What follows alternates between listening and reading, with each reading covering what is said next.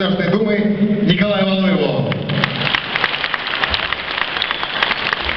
Добрый вечер, друзья.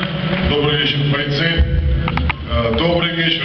Считаю, я очень рад быть впервые у вас здесь в гостях, видеть, насколько вы любите боевые единоборства.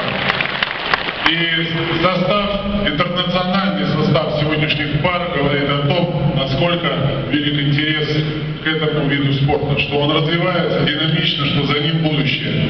И я, в свою очередь, тоже хочу пожелать вам сегодня хорошего настроения, приятного времяпровождения, а бойцам бескомпромиссных боев, потому что победит, конечно, сильнейший, но прежде всего отдадим дань спорту, потому что здесь, на этом ринге, в первую очередь, будет самый настоящий спорт.